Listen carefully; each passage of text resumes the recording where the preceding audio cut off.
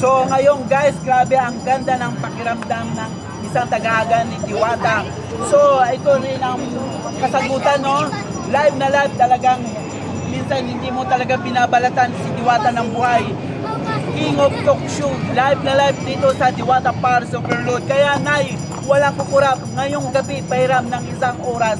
Ako po si Kuya Bandon. At ito yung nagsasabi one-on-one interview dito sa ating mapanayam. Isang tagahanga talaga naman, hindi nilulubayan si Diwata at lagi nakasubaybay. Ano ang pakiramdam naman sa isang tagahanga kay Diwata at talaga naman si Diwata, masakit na ang pakiramdam, masakit na ang kanyang katawan, buong katawan para magtrabaho sa kanyang business at lagi na lang siya binabatikos, lagi siya pinipisil, lagi siya binabalatan ng buhay. Wala na nga siyang balat, lalo na siya pinipisil at lalo na siya dinidikdik na parang paminta. Anong masasabi mo sa kanila? At sagutin mo sa kanila, sagutin mo. Sagutin mo. Paulit-ulit lang yung question pero sasagutin ko pa rin po ng naintindihan. Sure. Para sa akin naman po, kapag alam po natin business is business po, hindi po natin kailangan mapagod, hindi rin po natin kailangan magreklamo. Dahil kung hindi po tayo kikilos, wala tayong chicha. Yun lamang po at maraming salamat. Ito naman. At nagpapakilala po na po. Oh, may katanungan siya, vlogger ng bayan, may katanungan, handa ka na ba? May katanungan kayo, vlogger ng bayan? May katanungan ba kayo? May katanungan? Hindi ka magpapakilala mo na. Okay. Yes, ako magpapakilala po. Pakilala mo na. Ako nga po pala si Eugene Bibalya. Nanalo na din po ako sa Itbulaga pangalawang beses po sa Pamaskong Awit.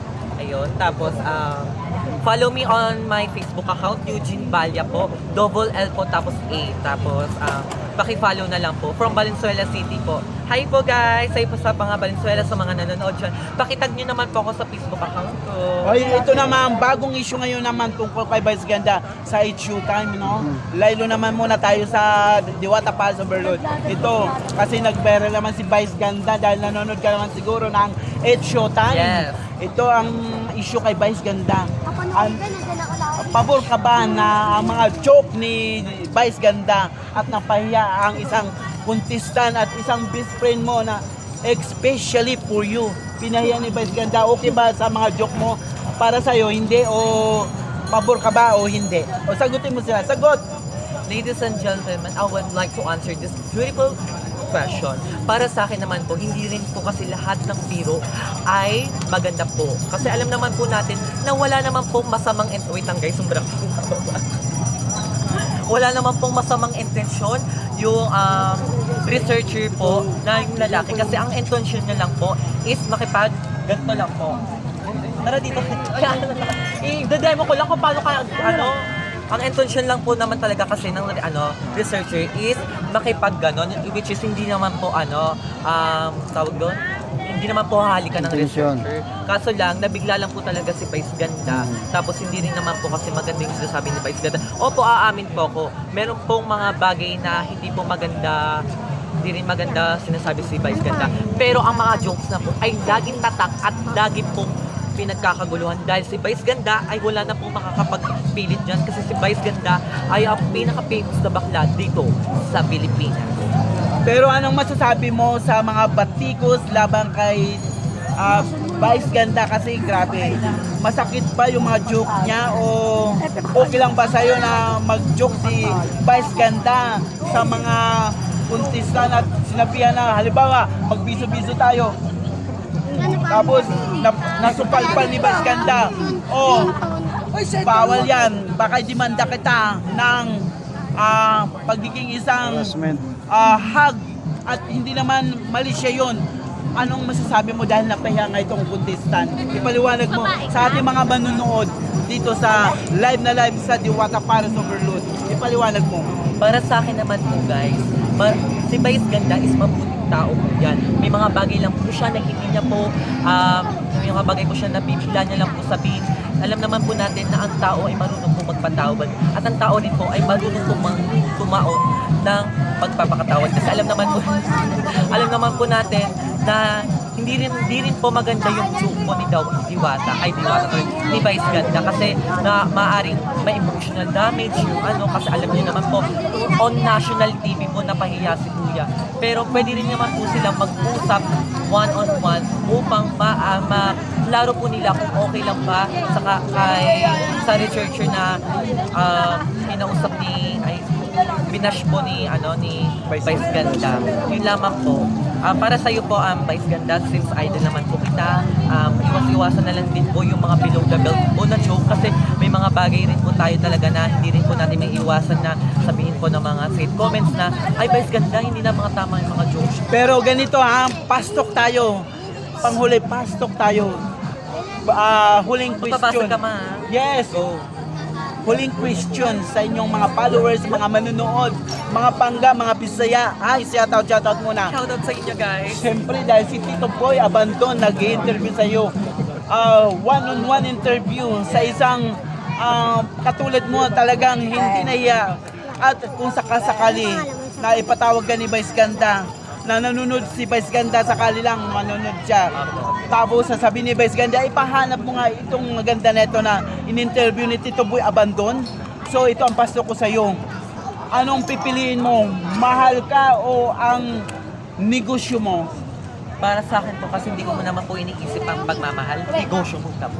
Okay, maganda katanungan. Ito ang pangalawang katanungan. Anong gusto mo? Bahay o boyfriend? Para sa akin po, like what I said, hindi ko muna po iniisip ang mahal. Bahay muna. Okay, pangatlong katanungan.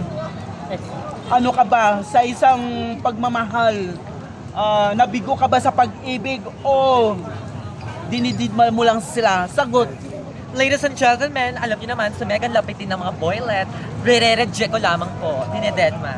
Ayan mga kaibigan, nasagot na pang-apat na sagot. 30 minutes.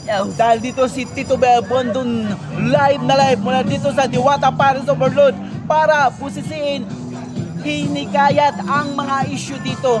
Pang-limang tanong sa'yo. Yes. Aamin ka ba sa iyong pag-ibig o dadalhin ka ng iyong nanay sa ibang bansa? Anong pipili mo doon? Ladies and gentlemen, hindi ko po alam kung paano ko dadali ng nanay ko dahil wala namang pera ng nanay ko. Pero para sa akin, if ever naman na may pera at sapat na pera ng nanay ko, maaaring pupunta kami sa ibang bansa para mag-celebrate at mag-bonding. Kaya ito ang katanungan ni Tito Boy Abandon live na live mula rito sa Diwata Paris Overload.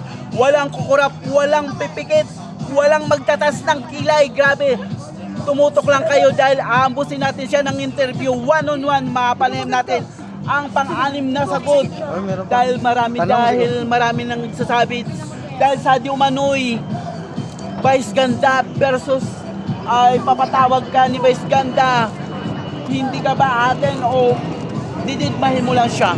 Sagot. Para sa akin naman po, aatin po ko kasi para rin po malaman niya po kung ano yung mga sasabi ko o mga side comments ko para sa kanya, para alam niya din po kung ano yung ibabago niya po sa sarili niya. Kasi alam naman po natin sa mga kabataan ngayon, kailangan din po natin mag-advise para kung ano po yung sasabihan po natin para mabago niya rin po yung sarili niya. Ayan ang panghuling tanong, pang-pito. Aamin ka ba sa iyong life flight at ito'y gigisahin ka ng nanay mo o ang tatay mo? Ito ang huling pangtanong sa iyo. Ano ang pipiliin mo? Matangkad, pandak o bungi? Guys, sa mga bata po na nanonood po, ang pipiliin ko po ay ducks. Ay! Matangkad po pala guys. Sorry. At doon mga kaibigan, mga kapangga at mga Bisaya at mga taga Cebu, mga taga Mindanao, mga taga Palawan, walang kukurap, walang pipikit.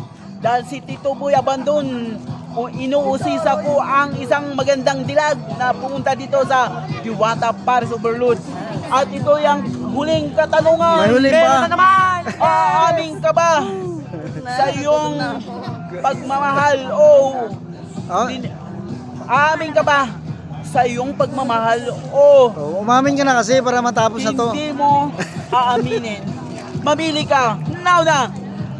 Mamatay man po ako mabutasan man po ako ng bulsa, wala po akong love life po. Alam po ng mga pamilya at friends ko po. Yun lamang po. Ayan.